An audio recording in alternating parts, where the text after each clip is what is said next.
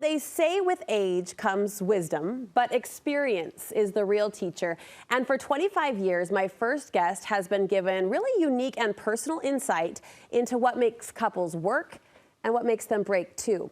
We often talk about all of the things you should do in a marriage. Well, today's Studio 5 contributor, Dr. Matt Townsend, is drawing upon that extensive professional experience to call out 5 things you should stop doing, or 5 things he would even stop doing in his own relationship after watching and working with these couples. Yes. I'm super eager to hear what you have to say. It's been a long time coming. Yeah, 25 years. You know where I got this idea? TikTok. Oh, really? All these doctors come on and say, here's the 5 things I've learned as an emergency room physician that I would never do. And so I'm like, what are the 5 things that if I had to like summarize, and they're not all that seemingly important, but it's where I see problems explode is when these aren't happening. It's not just 25 years of experience, but if we add and do the math, it's also 31 years of marriage, a marriage relationship that I really admire. You and Marty have something strong and something special. 31 years, 29 happily married. And it's those 2 years that taught me everything you'll need to know. Marriage is hard, right? Relationships are hard. And so if we could just stop doing a few things, and they're so insignificant seemingly, but when you, it's where I've seen a ton of marriages fall apart. All right, 5 things Matt would stop doing in order to create a relationship like he's got, I'm going to say, healthier and long-lasting. Oh, look at my sideburns. Look, oh, whoa. That's my Elvis That's era. you and yourself. Your sense of self is just pouring out of you right now. Look at Pink's me. your color. Pink's your color. All right, the first thing, you want couples and individuals, too, to stop with the distractions. Turn it off. Turn off the distractions. When I grew up, it was just TV. You know, TV is the thing that was going to rot your brain. But now it's podcasts, it's your gaming, it's so many tools now. It's social media, it's texting. We need to stop the distracting. We are literally distracting our relationships to death.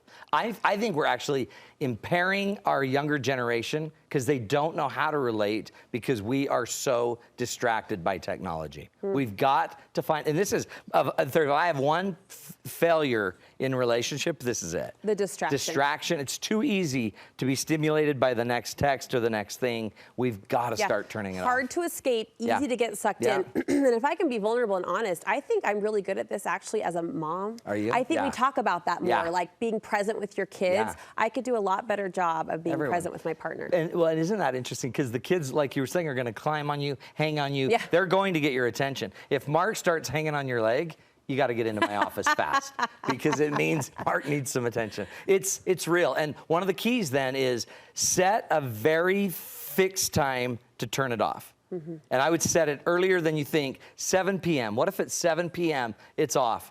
And then everyone always says, well, then what? Then what do we do? And that's like, you got to figure that out. You talk. You go cuddle. You talk. You go on a walk.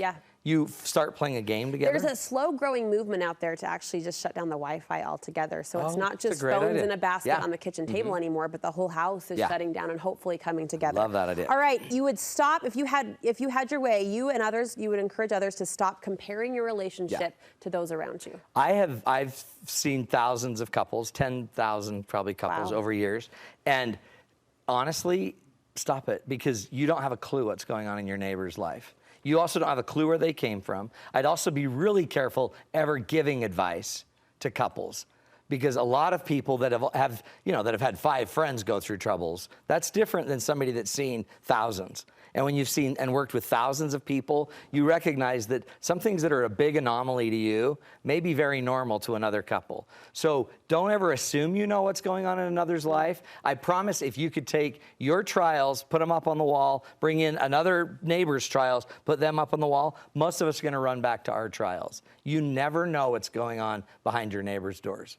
I kind of got the chillies as you were talking. Like that's don't try to compare. Compassion, yeah. All right. By the way, sometimes it's timing too, right? Sometimes you're just you're having a bad season. Yeah. And so just know that give stuff time and you don't need to compare. I love that, Matt. Stop ignoring your health and your mental health conditions too. I would bet 50% of relationship problems are other health issues. Really? Anxiety, depression, 50%? ADHD. Yeah.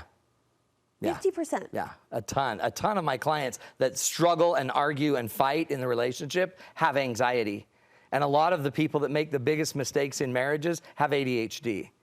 And then it might just be diabetes. And so now we're fighting about your partner won't take care of their health. And what in reality, if we would just take care of our diabetes, it might help us, right? So one of the things I say is, the minute we're working with somebody, I ask, do you think there's a chance you have anxiety? And almost always they're like, oh yeah, I know I do. Have you done anything about it? Not really. Do you think there's a chance you might have ADHD? Oh, for sure. I've been diagnosed twice. Are you taking anything for it? Are you working on it? So if you have a diagnosed issue, go start dealing with that. Seriously take it on. Don't just take a diagnosis.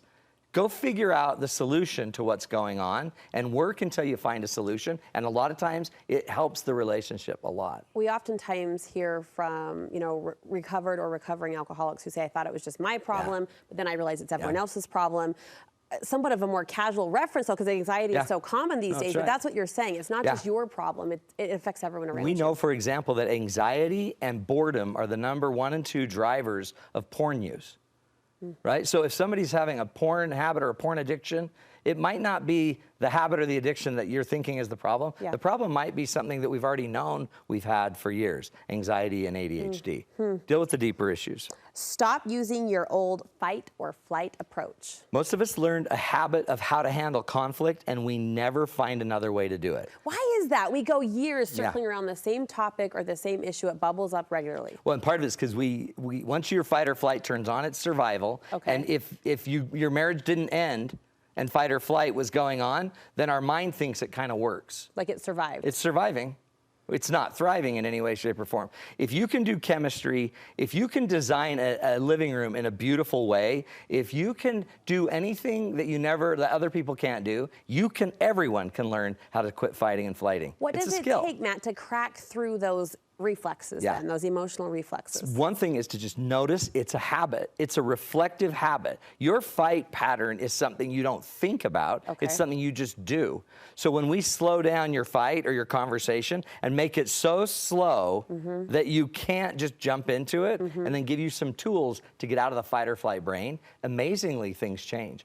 If I told you that if we took your biggest fight and you had to either solve it or you would lose your children, I guarantee you'd find another way to do it. We'd figure it out. And it wouldn't be fight or flight. So the big point about this is find another way. Yeah, but slow down first. And if you slow it down, there's a million books, there's a million tools. We've got coaching, there's a lot of classes. Just learn another way. You've got 40, 50 years together. Let's learn another way to handle conflict. Juicy. All right, stop going to bed separately. Knock it off. Guilty. Knock it off. Guilty. Knock it off. Okay. Because the weirdest thing about it is it says we're together.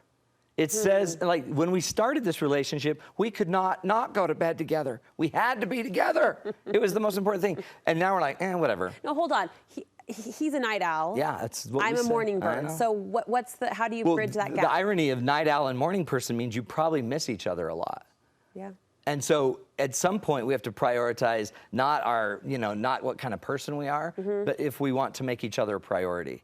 If your partner has to go to bed early because they have to get up way early for their work, then go tuck them in and spend 30 minutes cuddling with them and help them go to bed. And it doesn't mean you got to be all romantic. It just means no groping, no griping, cuddle, hang out, be with each other, pillow talk. Okay. It's an important thing. And then here's my biggest reason. The number one thing my grandparents-in-law missed when my grandmother-in-law died, the number one thing Bill missed was cuddle when they went to bed. And then he literally was saying, now who am I going to serve? Now who am I going to be by? And if that's the thing we're going to miss, then by golly, let's just make it a priority and start making our partner know, I want to be with you. When we wake up, I want to be together when we go to bed. This was a great list. Powerful. Thanks for your wisdom. Thanks for sharing.